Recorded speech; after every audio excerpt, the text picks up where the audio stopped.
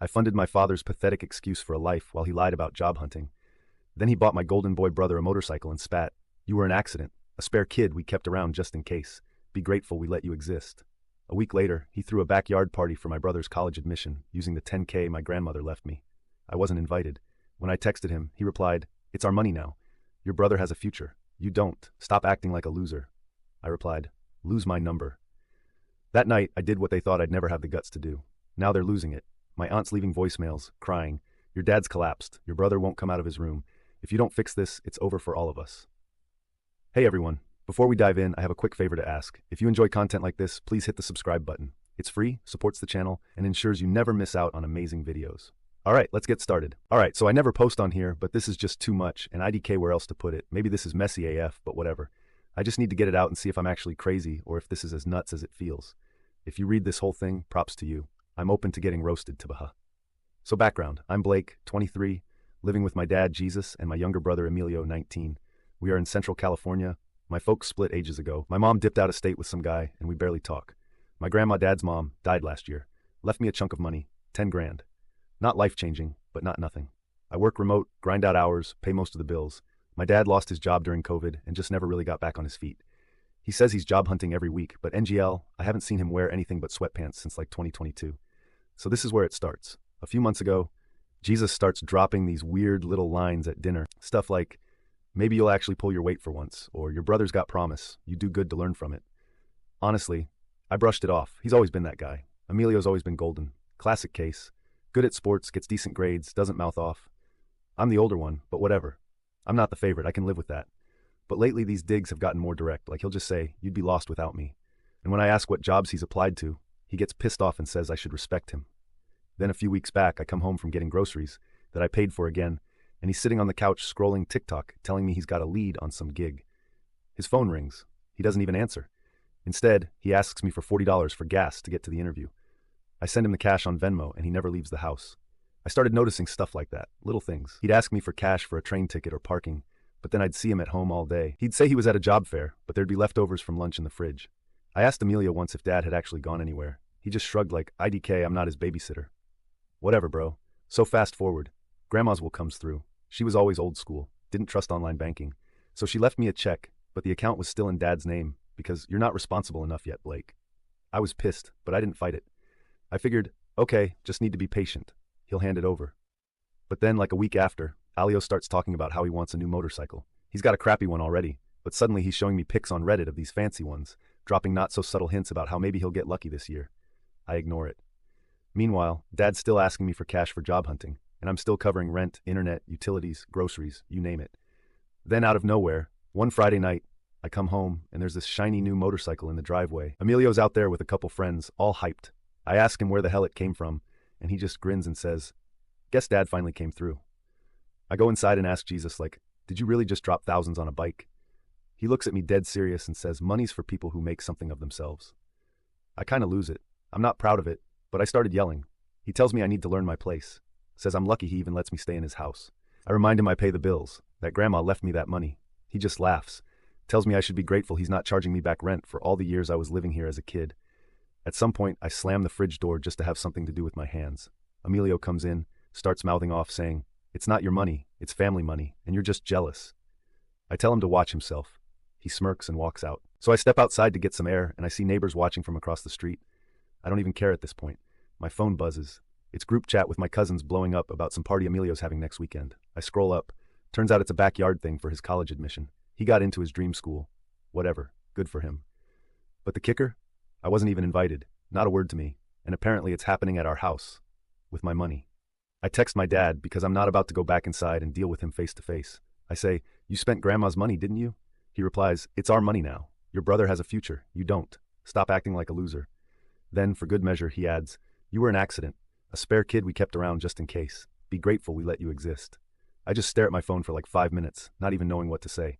I send back, "Lose my number." He leaves it on read. The next day I wake up, go to grab some breakfast, and my stuff's been moved out of my room. Like all my clothes, my laptop, everything. Stuffed into boxes in the hallway. Dad says it's for the party. They need the space. I should make myself scarce for a while. I tell him to F off and reach for my box. He shoves me. I shove him back. He tries to tell me I'm being dramatic, that I should go stay at a friend's if I can't handle family priorities. Alio's standing there watching, not saying a thing, just enjoying the show. IDK, man. I'm not some saint, but I'm not stupid either. I get why Dad's like this, kind of. He's always been obsessed with Alio doing better than him. Like he thinks if Alio succeeds, he's redeemed for all the ways he feels like a failure.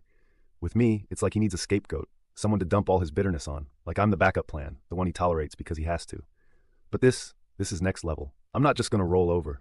I've put up with this crap for years, but taking my inheritance and handing it straight to Alio, then telling me I'm a mistake?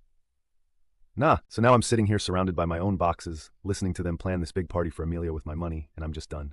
I don't have a big master plan yet, but I'm not letting this slide. Not a chance. I got receipts, I got screenshots, I got zero patience left. Next week's gonna look real different around here. Anyway, if anyone's got advice on not losing your mind when your own family treats you like a backup character, I'm all ears.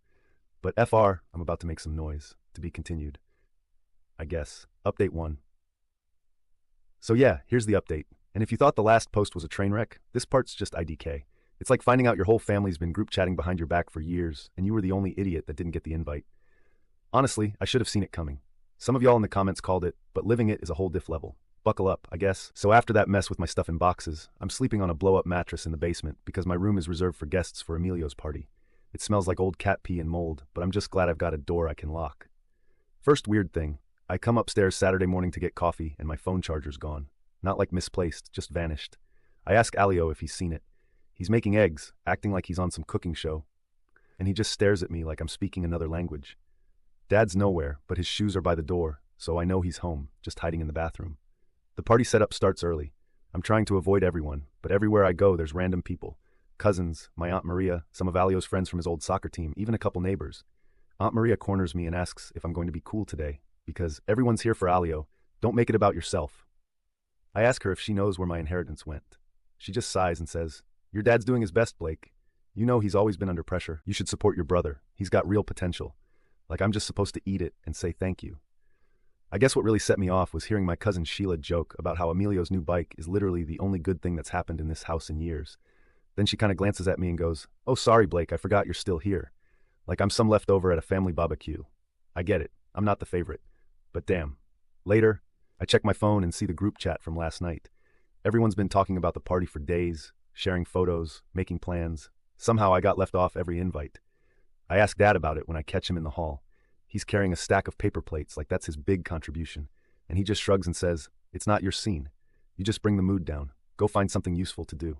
I slam the bathroom door on the way out. I find out from my cousin Javier, who actually talks to me like a real person, that the whole family knew about the money. Apparently it was decided at some family dinner a month ago that Alio needed it for college, and I wouldn't use it right anyway. Nobody bothered to tell me. Not even a heads up. I ask Javier if anyone thought this was kind of messed up, and he just looks at the floor and says, "It's not about you, bro. It's about what's best for the family." Right. Like I'm not even part of it. It gets worse. I hear my dad bragging to some uncle about how he's finally got things under control and that Blake's just drifting. He'll figure it out or he won't. Like I'm not even in the next room. Alio's walking around at his party, showing off the bike, acting like he earned it, and everyone's just eating it up. He keeps making these little jabs like, "Maybe you can ride it next year if you get your act together." At one point, he bumps into me in the hallway and says, "You're not going to ruin this, right? Just keep your mouth shut." I'm trying to keep my cool, but it's honestly getting harder. I go out back for air and find my boxes moved again, shoved against the garage. I drag them inside. Dad sees me and says, "You're being selfish. This is Emilio's day. You can be a team player or you can leave." I tell him straight up, "You're just mad I'm not rolling over like usual." He gets in my face, pushes me. I push him right back, harder. He actually looks surprised, like he didn't expect me to stand up for myself. He backs off, muttering something about respect, then slams his bedroom door. Honestly, in that moment I realized this is just how it's always been. Dad only respects people who don't give him what he wants. He's never going to see me as anything but a backup plan. Alio gets everything because he's what Dad wishes he could be. Popular, easy, doesn't ask questions. Me, I'm just a reminder of everything Dad didn't get right. I know that sounds whiny, but IDC, it's true. After the party I start digging. I go through my texts, my old bank statements, every Venmo and Cash App transfer. I realize I've been paying for everything for months, even stuff like Emilio's gym membership and Dad's streaming services, all while they're telling me I'm not contributing. I bring it up to Dad next and he just says, "You're lucky we let you stay here." I say, "I'm not staying. Not another damn day." Alio tries to act tough, says I'm being dramatic. But when I tell him I want my share of Grandma's money, he laughs and says, "You're just jealous because nobody ever believed in." I tell him he's got no idea what's coming. He rolls his eyes, walks off with his friends. I hear him making fun of me out in the driveway, calling me a crybaby. I texted my Aunt Maria after, asking if she really thought this was okay. She sends me this long thing about how family is complicated and sometimes sacrifices have to be made, and my dad just wants what's best for everyone. I tell her straight up, I'm not a sacrifice. She doesn't reply. So now I'm making a plan. I'm not just going to disappear. I'm not letting them walk all over me again. I got the receipts. I got every Cash App, every bill, every bank statement. I know where the money went, and I know who signed for it, and I know how to make this hurt. Next update's not going to be me whining or asking for advice. I'm done playing backup. I'm about to make things real uncomfortable for everyone who thought I'd just take it. So yeah, stay tuned. It's about to get real. Update 2. So yeah, here's the update. GL. I've never felt this level of rage in my life, and I'm not even going to act like I was cool about any of it. If you read my last post, you know the whole family basically decided I was just background noise, and Dad straight up stole my inheritance for Emilio. Then had the nerve to tell me I was a spare. I said I was going to make it hurt, and I meant it. So here's how I did it. First weird moment. Sunday morning after the party. House is trashed. Beer bottles everywhere. Some randos passed out on the back porch. I go to grab my laptop and my charger, still missing, but now my headphones are gone too. I check the laundry room and find Alio's friend scrolling through TikTok on my phone. I just grab it out of his hands. He tries to act tough. I just stare back until he gets the hint and leaves. I'm realizing, wow, nobody respects me here at all. Not even the guests. So I go online and start digging up every bill. Turns out all the utilities, internet, water, trash, my name, like every single account. I pay, I control it, I check the lease. Yeah, I'm the only one who signed. Dad's credit was garbage after he defaulted years ago. I'm thinking, okay, if they want to treat me like a backup, maybe let's see what happens when the backup dips. But honestly, I wanted more than that. I wanted them to actually feel it, not just have me vanish and they scrape by. I wanted them to squirm. First thing I did was call the landlord. I tell her I'm moving out, not renewing, and there's no way Dad or Emilio can take over the lease. No income, no credit, nothing. She's annoyed, says she'll send notice, but I'm clear. After 30 days, I'm gone, and I'm not paying another cent. She says she'll call my dad to confirm. She does like an hour later, and he's screaming at me from the kitchen, yelling about loyalty, that I'm ruining the family. I ignore him.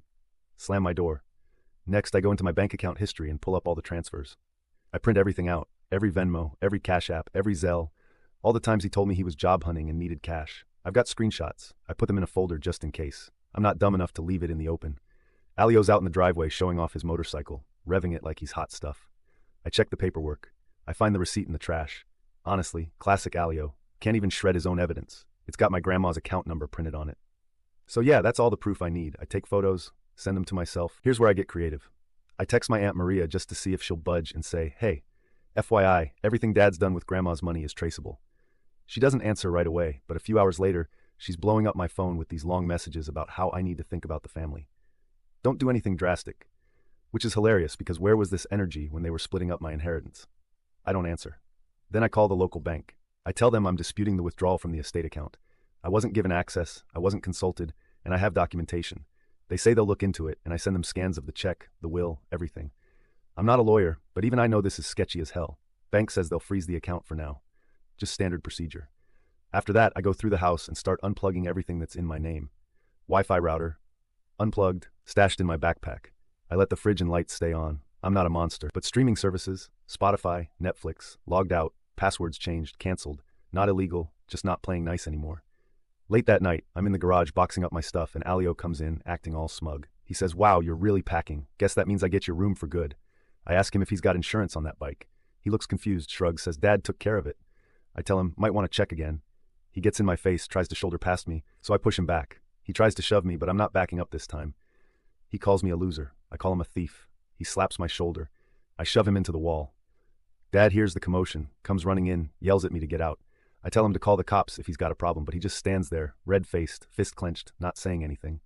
The next morning, the landlord's notice is taped to the front door. Dad's pacing around the kitchen, ranting about how I'm destroying the family, screaming that I need to fix this. I grab my folder and leave for the day. I go to the DMV and ask what happens if a motorcycle is bought with stolen funds.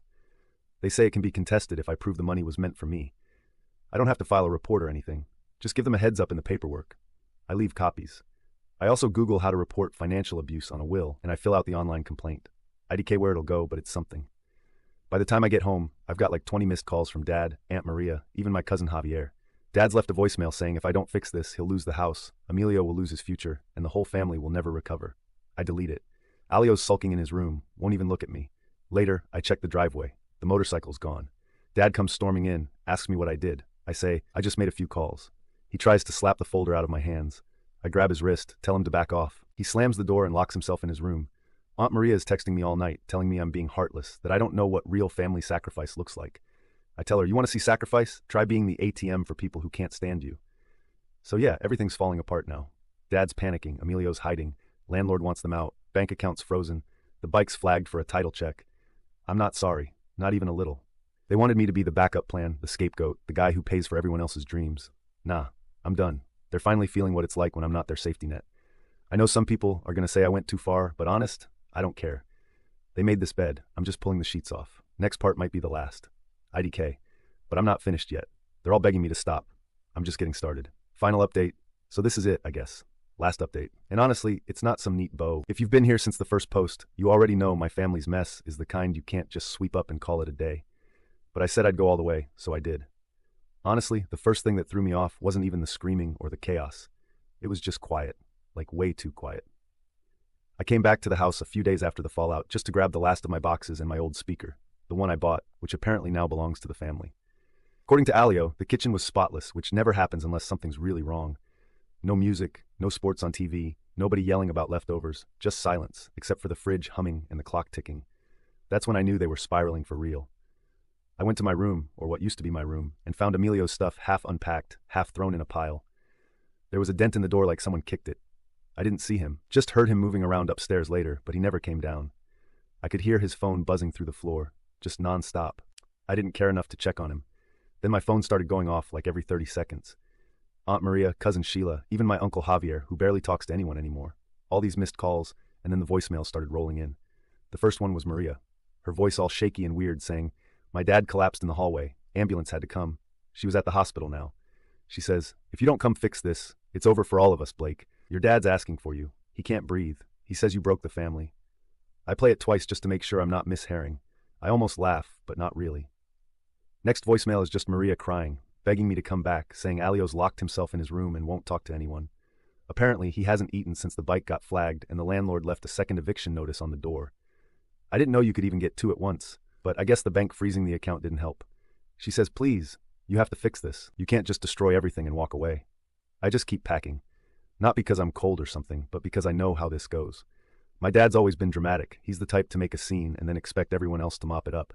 I get that he's not just mad at me. He's mad at himself, for losing control, for betting everything on Emilio and thinking I'd just play along. The collapse thing? I'd take. Maybe it's real. Maybe it's just a panic attack. He's not dying. He's just finally got a taste of what it's like when people don't clean up his mess. I found my grandma's old photo album in the closet. I almost left it, but nah, I took it. If anyone deserves her memories, it's me. I put it in my bag and zipped it up. As I'm about to leave, Alio finally comes out. He looks rough, like he hasn't slept, just stares at me. He says, "You really did it, huh? You ruined everything." I tell him, "You did that yourself," and walk past him. He tries to shoulder check me, but I don't move. He slams the bathroom door. I get one more call from Maria as I'm throwing my stuff in the trunk. She's just sobbing now. Says, "Your dad won't talk to anyone. Your brother won't come out. The family's falling apart. You need to fix this." I tell her, "I'm not your backup plan. I'm not your fixer. If you all want to pick sides, you picked wrong." She hangs up. Later that day, Dad calls from a number I don't know. I pick up just to see. He doesn't even start with hi. He just goes, "You happy now? You got what you wanted, right?" I tell him, "I just wanted what's mine." He says, "You're still a mistake. You always will be." I hang up. He tries to call back. I block the number. I know he'll find another phone, but I don't care. I moved out that night. Not to some dream apartment or whatever. Just a friend's couch for now. But it's better than staying in that house where I was just a wallet with a pulse. I'm not going to act like I feel amazing, but it's a relief. Nobody tracking me down for cash. Nobody guilt-tripping me with grandma's photo on the wall. Nobody calling me a spare kid. I know they're probably telling everyone I abandoned them, that I broke the family. But honestly, they broke it themselves years ago when they decided one son mattered and the other was just a backup plan. I just finally stopped letting them use me. So yeah, that's it. Not a happy ending. Not some inspirational story. Just real life. Aunt Maria still leaves voicemails every couple days saying, "Your brother still won't come out. Your dad's not eating. You need to fix this." I just swipe and delete. I'm not coming back. Not this time. No more backup. No more ATM. No more fixer. They wanted me invisible. They got it. Thanks for reading. I guess if you're ever in a spot where your family treats you like a spare, don't wait as long as I did to stand up for yourself. And if they say you ruined everything, just remember, maybe it needed to be ruined. Lose my number for real this time.